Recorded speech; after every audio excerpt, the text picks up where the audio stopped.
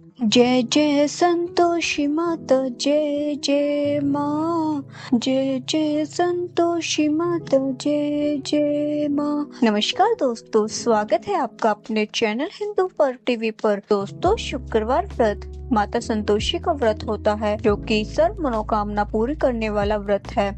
इस व्रत को करने की विधि एवं कथा इस प्रकार से है। वीडियो को शुरू करने से पहले वीडियो को लाइक करें एंड चैनल को सब्सक्राइब करें। शुक्रवार व्रत की विधि। इस व्रत को करने वाला कथा कहते या सुनते समय हाथ में गुड़ व भुने हुए चने रखे। सुनने वाला संतोषी माता की जय, संतोषी माता की जय मुख से बोलते जाए। कथा समाप्त होने पर हाथ का गुड़ व चना गौ माता को खिलाए। कलश में रखा हुआ गुड़ व चना सबको प्रसाद के रूप में बांट दे। कथा से पहले कलश को जल से भरे, के ऊपर गुड़ व चने से भरा कटोरा रखे। कथा समाप्त होने और आरती होने के बाद कलश के जल को घर में सब जगह छिड़के और बचा हुआ जल व्रत के उद्यापन में 2.5 सेर खाजा, मोमनदार पूरी, खीर व चने का शाक नैवेद्य रखे। घी का दीपक जलाकर संतोषी माता की जय जयकार बोले और नारियल फोड़े। दिन घर में कोई खटाई न खाए और न आप खाए, न किसी दूसरे को खाने दे। इस दिन 8 लड़कों को भोजन कराए। देवर, जेठ, घर और कुटुंब के लड़के मिले हो तो दूसरे के लड़कों को नहीं बुलाना चाहिए। कुटुंब में मिले तो ब्राह्मण के या रिश्तेदारों या पड़ोसियों के लड़के को बुलाए। उन्हें खटाई की कोई भी वस्तु न दे तथा भोजन कराकर यथाशक्ति दक्षिणा दे। कथा। एक बुढ़िया थी, उसके 7 पुत्र थे। 6 कमाने वाले थे और 1 निकम्मा था। बुढ़िया माँ 6 पुत्रों की रसोई बनाती, भोजन कराती और पीछे से जो कुछ बचता तो सातवें को दे देती। परंतु वह बहुत भोला भाला था, मन में कुछ विचार नहीं करता था। एक दिन बहू से बोला, देखो मेरी माता का मुझ पर कितना प्यार है। वह बोली, क्यों नहीं, सबका जूठा बचा हुआ तुमको खिलाती है। वह बोला, भला ऐसा भी कहीं हो सकता है? मैं जब तक अपनी आंखों से न देखूं मान नहीं सकता। बहू ने हंसकर कहा, तुम देख लोगे तो तब मानोगे। कुछ दिन बाद बड़ा त्योहार आया। घर में 7 प्रकार के भोजन और चूरमा के लड्डू बने। जांचने को सिर दर्द का बहाना बनाकर पतला कपड़ा सिर पर ओढ़कर रसोई घर में सो गया और कपड़े में से सब देखता रहा। भाई भोजन करने आए। उसने देखा माँ ने उनके लिए सुंदर सुंदर आसन बिछाए हैं, 7 प्रकार की रसोई परोसी है। वह आग्रह करके जमाती है। वह देखता रहा। 6 भाई भोजन कर कर उठे तो तब माता ने उनकी जूठी थालियों में से लड्डुओं के टुकड़े को उठाया और एक लड्डू बनाया। जूठन साफ कर बुढ़िया माँ ने पुकारा, उठो बेटा, 6 भाई भोजन कर गए, अब तू ही बाकी है, उठना, कब खाएगा? वह कहने लगा, माँ मुझे भोजन नहीं करना, मैं परदेश जा रहा हूँ। माँ ने कहा, कल जाता हो तो आज ही जा। वह बोला, हाँ हाँ आज ही जा रहा हूँ। यह कहकर वह घर से निकल गया। चलते समय बहू की याद आ गई। वह गौशाला में उपले थाप रही थी। वही जाकर उससे बोला, हम जावे परदेश को आवेगा कुछ काल, तुम रहिए संतेश से धर्म अपनो पाल। वह बोली, जाओ पिया आनंद से हमरू सोच हटाए, राम भरोसे हम रहे ईश्वर तुम्हें सहाय। देख निशानी आपकी देख धरु मैं धीर, सुधी हमरी मति बिसारियो रखियो मन गंभीर। वह बोला, मेरे पास तो कुछ नहीं है, यह अंगूठी है सो ले और अपनी कुछ निशानी मुझे दे। वह बोली, मेरे पास क्या है, यह गोबर भरा हाथ है। यह कहकर उसकी पीठ में गोबर के हाथ की थाप मार दी। वह चल दिया। चलते चलते दूर देश में पहुंचा। वहां एक साहूकार की दुकान थी। वहां जाकर कहने लगा, भाई मुझे नौकरी पर रख लो। साहूकार को जरूरत थी। बोला, रह जा। लड़के ने पूछा, तनख्वाह क्या दोगे? साहूकार ने कहा, काम देखकर दाम मिलेंगे। साहूकार की नौकरी मिली। वह सवेरे 7 बजे से रात तक नौकरी बजाने लगा।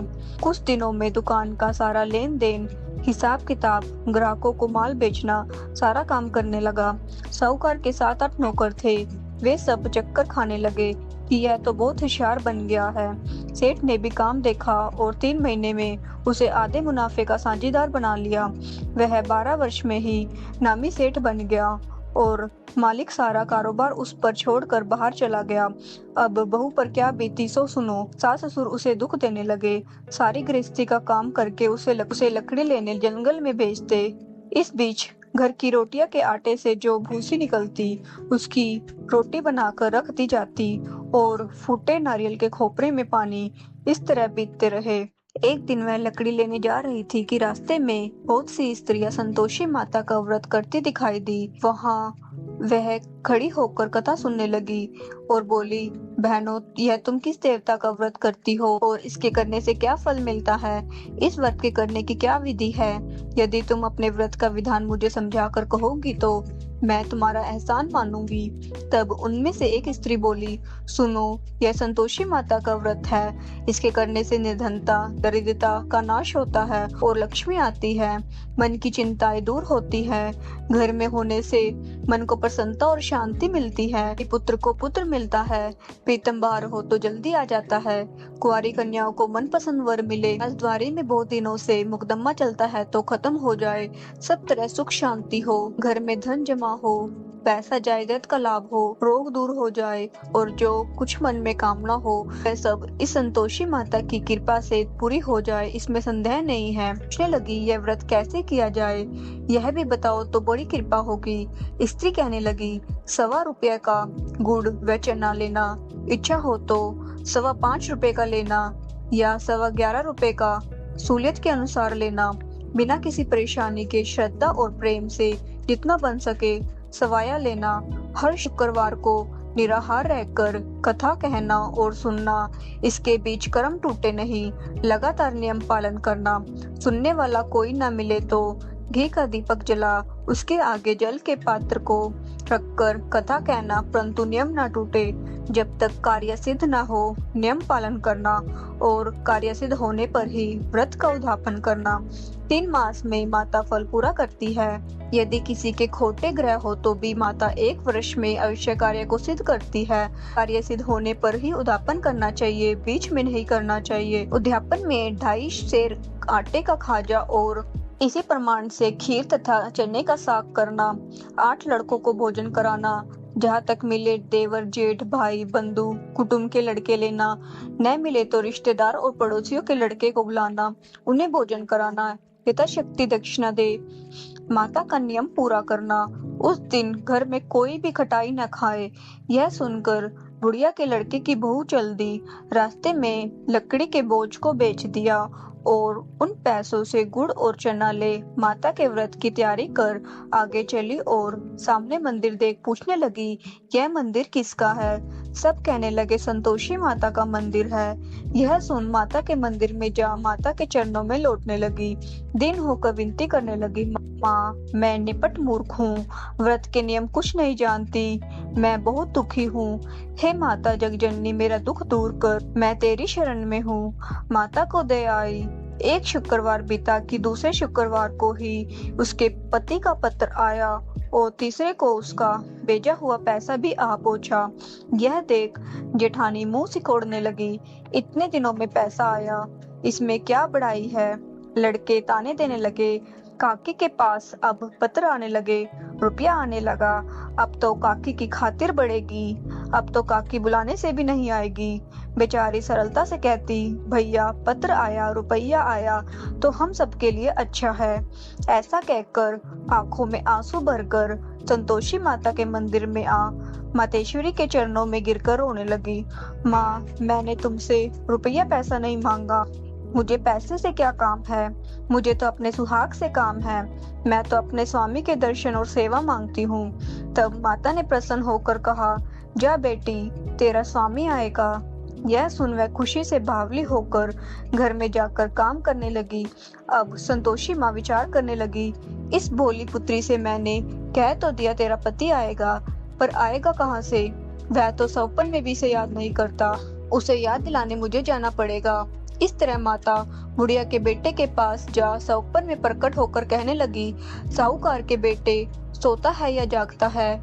वह बोला, माता, सोता भी नहीं हूँ, जागता भी नहीं हूँ, बीच में ही हूँ, कहो क्या आज्ञा है? माँ कहने लगी, तेरा घर बार कुछ है या नहीं? वह बोला, मेरा सब कुछ है माता, माँ बाप, भाई बहन, बहू, क्या कमी है? माँ बोले पुत्र, तेरी स्त्री घोर कष्ट उठा रही है, माँ बाप उसे दुख दे रही हैं, वह तेरे लिए तरस रही है, तू उसकी सुधि ले। वह बोला, हाँ माता, यह तो मुझे मालूम है, परंतु मैं जाऊं तो जाऊं कैसे? प्रदेश की बात है, लेन देन का कोई हिसाब नहीं, कोई जाने का रास्ता नहीं नजर आता, कैसे चला जाऊं? माँ कहने लगी, मेरी बात मान, सवेरे नहा धोकर संतोषी माता का नाम ले, घी का दीपक जला, दंडवत कर दुकान पर बैठना, देखते देखते तेरा लेन देन सब चुक जाएगा, जमा माल बिक जाएगा, सांझ होते होते धन का ढेर लग जाएगा। सवेरे बहुत जल्दी उठ उसने लोगों से अपने सपने की बात कही तो वे सब उसकी बात अनसुनी कर दिल्लगी उड़ाने लगे। कहीं सपने भी सच होते हैं। एक बूढ़ा बोला, देख भाई मेरी बात मान, इस प्रकार सच झूठ करने के बदले देवता ने जैसे कहा वैसा ही करने में तेरा क्या जाता है। वह बूढ़े की बात मान स्नान कर संतोषी माता को दंडवत कर घी का दीपक जला दुकान पर जा बैठा। थोड़ी देर में वह क्या देखता है कि देने वाला रुपया लाए, लेने वाले हिसाब लेने लगे। खोटे से भरे सामानों के खरीदार नकद दाम में सौदा करने लगे। शाम तक धन का ढेर लग गया। माता का चमत्कार देख प्रसन्न हो मन में माता का नाम ले, घर ले जाने के वास्ते गहना कपड़ा खरीदने लगा और वहाँ के काम से निपट वह घर को रवाना हुआ। वहाँ बहू बेचारी जंगल में लकड़ी लेने जाती है। लौटते वक्त माँ के मंदिर पर विश्राम करती है। वह तो उसका रोजाना रुकने का स्थान था। दूर से धूल उड़ती देख वह माता से पूछती है, हे माता यह धूल कैसे उड़ रही है। माँ कहती, हे पुत्री तेरा पति आ रहा है, अब तू ऐसा कर लकड़ियों के 3 बोझ बना ले, एक नदी के किनारे रख, दूसरा मेरे मंदिर पर और तीसरा अपने सिर पर रख। तेरे पति को लकड़ी का गट्ठा देखकर मोह पैदा होगा, वह वहां रुकेगा, नाश्ता पानी बना खाकर माँ से मिलने जाएगा। तब तू लकड़ियों का बोझ उठाकर घर जाना और बीच चौक में गट्ठा डालकर 3 आवाजें जोर से लगाना, लो सासू जी लकड़ियों का गट्ठा लो, भूसी की रोटी दो और नारियल के खोपरे में पानी दो, आज कौन मेहमान आया है। माँ की बात सुन बहू बहुत अच्छा माता कहकर प्रसन्न हो लकड़ियों के 3 गट्ठे ले आई। एक नदी के तट पर एक माता के मंदिर में रखा। इतने में ही एक मुसाफिर आ पहुंचा। सूखी लकड़ी देखकर उसकी इच्छा हुई कि अब यही विश्राम करे और भोजन बना खाकर गांव जाए। इस प्रकार भोजन बना विश्राम कर वह गांव को गया, सबसे प्रेम से मिला। उसी समय बहू सिर पर लकड़ी का गट्ठा लिए आती है। लकड़ी का भारी बोझ आंगन में डालकर जोर से 3 आवाज देती है, लो सासू जी लकड़ी का गट्ठा लो, भूसी की रोटी दो, नारियल के खोपरे में पानी दो, आज कौन मेहमान आया है। यह सुनकर सास बाहर आ अपने दिए हुए कष्टों को भुलाते हुए कहती है, बहू ऐसा क्यों कहती है, तेरा मालिक ही तो आया है, आ बैठ, मीठा भात खा, भोजन कर, कपड़े गहने पहन। इतने में आवाज सुन उसका स्वामी बाहर आता है और अंगूठी देख व्याकुल हो माँ से पूछता है, माँ ये कौन है। माँ कहती है, बेटा यह तेरी बहू है, आज 12 वर्ष हो गए, तू जब से गया है तब से सारे गांव में जानवर की तरह भटकती फिरती है, काम काज घर का कुछ नहीं करती, 4 समय आकर खा जाती है। अब तुझे देखकर भूसे की रोटी और नारियल के खोपरे में पानी मांगती है। वह लज्जित हो बोला, ठीक है माँ, मैंने इसे भी देखा है और तुझे भी देखा है, अब मुझे दूसरे घर की चाबी दो तो मैं उसमें रहूं। तब माँ बोली, ठीक है बेटा तेरी जैसी मर्जी, कहकर चाबी का गुच्छा पटक दिया। उसने चाबी ले दूसरे कमरे में जो तीसरी मंजिल के ऊपर था खोलकर सारा सामान जमाया। एक दिन में ही वहां राजा के महल जैसा ठाट बाट बन गया। अब क्या था, वे दोनों सुख पूर्वक रहने लगे। इतने में अगला शुक्रवार आया। बहू ने पति से कहा, मुझे माता का उद्यापन करना है। पति बोला, बहुत अच्छा, खुशी से करो। वह तुरंत ही उद्यापन की तैयारी करने लगी। गेट के लड़कों को भोजन के लिए कहने गई। उसने मंजूर किया, परंतु पीछे जेठानी अपने बच्चों को सिखलाती है कि देखो रे, भोजन के समय तुम सब खटाई मांगना, जिससे उसका उद्यापन पूरा न हो। लड़के जिमने गए, खीर पेट भरकर खाई, परंतु याद आते ही कहने लगे, हमें कुछ खटाई दो, खीर खाना हमें भाता नहीं, देखकर अरुचि होती है। बहू कहने लगी, खटाई किसी को नहीं दी जाएगी, यह तो संतोषी माता का प्रसाद है। लड़के तुरंत उठ खड़े हुए, बोले पैसा लाओ। बोली बहू कुछ नहीं जानती थी, सो उन्हें पैसे दे दिए। लड़के इस समय जाकर इमली खाने लगे। यह देखकर बहू पर संतोषी माता जी ने कोप किया। राजा के दूत उसके पति को पकड़कर ले गए। जेठ जेठानी मनमाने खोटे वचन कहने लगे। लूट लूट कर धन इकट्ठा करके लाया था, सो राजा के दूत पकड़कर ले गए। अब सब मालूम पड़ जाएगा, अब जेल की हवा खाएगा। बहू से यह वचन सहन नहीं हुए। रोती रोती माता के मंदिर में गई। हे माता, तुमने यह क्या किया? हंसाकर अब क्यों रुलाने लगी? माता बोली, पुत्री, तूने उद्यापन करके मेरा व्रत भंग किया है। इतने जल्दी सब बातें भुला दी। वह कहने लगी, माता, भूली तो नहीं हूँ, न कुछ अपराध किया है। मुझे तो लड़कों ने भूल में डाल दिया। मैंने भूल से उन्हें पैसे दे दिए। मुझे क्षमा कर दो माँ। माँ बोली, ऐसी भी कई भूल होती है। वह बोली, माँ, मुझे माफ कर दो, मैं फिर तुम्हारा उद्यापन करूंगी। माँ बोली, अब भूल मत करना। वह बोली, अब नहीं होगी। माँ, अब बतलाओ वह कैसे आएंगे? माँ बोली, जा पुत्री, तेरा पति तुझे रास्ते में ही आता मिलेगा। वह घर को चली। रास्ते में पति आता मिला। उसने पूछा, तुम कहाँ गए थे? तब वह कहने लगा, इतना धन कमाया है, उसका टैक्स राजा ने मांगा था, वह भरने गया था। वह प्रसन्न हो बोली, भला हुआ, घर चलो। कुछ दिन बाद फिर शुक्रवार आया। वह बोली, मुझे माता को उद्यापन करना है। पति ने कहा, करो। वह फिर जेठ के लड़कों से भोजन को कहने गई। जेठानी ने तो एक दो बातें सुनाई और लड़कों को सिखा दिया कि तुम पहले ही खटाई मांगना। लड़के कहने लगे, हमें खीर खाना नहीं भाता, जी बिगड़ता है, कुछ खटाई खाने को दो। वह बोली, खटाई खाने को नहीं मिलेगी, आना है तो आओ। वह ब्राह्मण के लड़के को ला भोजन कराने लगी। यथाशक्ति दक्षिणा की जगह एक एक फल उन्हें दिया। इससे संतोषी माता प्रसन्न हुई। माता की कृपा होते ही 9वें माह उसको चंद्रमा के समान सुंदर पुत्र प्राप्त हुआ। वह पुत्र को लेकर प्रतिदिन माता जी के मंदिर में जाने लगी। माता ने सोचा कि यह रोज आती है, आज क्यों न मैं ही इसके घर चलूं, इसका आसरा देखूं तो सही। यह विचार कर माता ने भयानक रूप बनाया। गुड़ और चने से सना मुख, ऊपर सूंड के समान होठ, पर मक्खियां भिन भिना रही थी। दहलीज में पांव रखते ही उसकी सास चिल्लाई, देखो रे, कोई चुड़ैल डाकिन चली आ रही है, लड़कों इसे भगाओ नहीं तो किसी को खा जाएगी।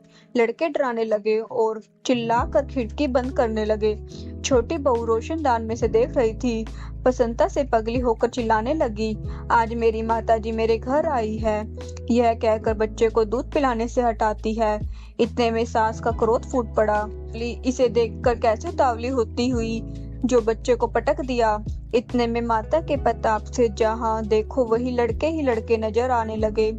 वह बोली, माँ जी, मैं जिनका व्रत करती हूँ यह वही संतोषी माता है। इतना कह झट से सारे घर के किवाड़ खोल देती है। सबने माता के चरण पकड़ लिए और विनती कर कहने लगे, हे माता, हम मूर्ख हैं, हम अज्ञानी हैं और पापी हैं। तुम्हारे व्रत की विधि विधान हम नहीं जानते। तुम्हारा व्रत भंग कर हमने बहुत ही बड़ा अपराध किया है। हे माता, आप हमारा अपराध क्षमा करें। इस प्रकार माता प्रसन्न हुई। माता ने बहू को जैसा फल दिया वैसा सबको दे, जो पड़े उसका मनोरथ पूर्ण करो। बोलो संतोषी माता की जय।